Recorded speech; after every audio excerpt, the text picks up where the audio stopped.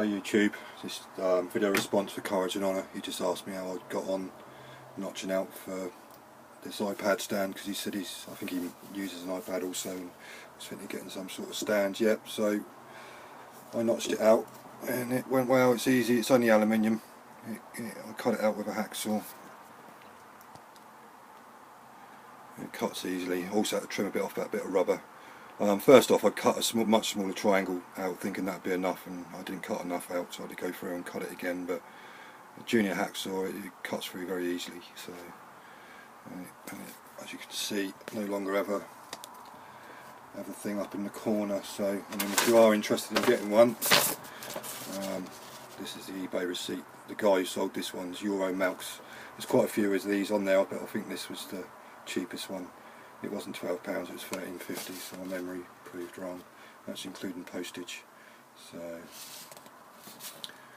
yeah, there's lots of types on eBay of these though. Some of them are, there's some real fancy ones on there if you fancy something a bit better, sort of almost like big angle poise lamp versions, you know, that you can twiddle all over the place. But this is good for cheap and cheerful. So that's all really. I'll just show you what I bought today for helping with my terrain. I've got some paints for painting terrain with, instead of using my miniature paints. So bleach sand, buttermilk. What else have I got? Just browns really, burnt umber. I'll try and see if I can get these to go through an airbrush. Also had a bit of a hole in my brush collection. I've either got miniature brushes or, you know, decorators brushes. So I've got some bigger brushes, just cheap ones for dry brushing, instead of using, you know,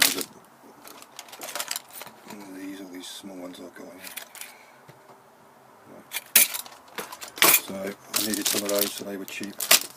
And I found 2 of these now in there. These are always handy. Just dropper bottles, 6 in a pack. About for £2.50 I think they were. So pick that up. That'd be handy. Well, they're always handy for putting, you know, this sort of stuff into smaller bottles on your desk. You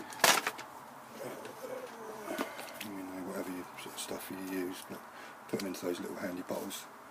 Much easier to use. Also, when I've done my video, a couple of videos back, I said about putting the trees on, and I was struggling to get the stuff to stick. And I used super glue in the end. Well, I got a message from Mr. Rubbish in Rubbish Out saying that super glue is not a good idea to use with that foam, because it can cause a bit of a reaction with the foam, and you can get a toxin come off it that can irritate your eyes and stuff. So he recommended I got some contact adhesive, so I got some of that, and this is quite cheap, this stuff, so it's going to be a lot cheaper than using all your Zappa Gap or whatever you use trying to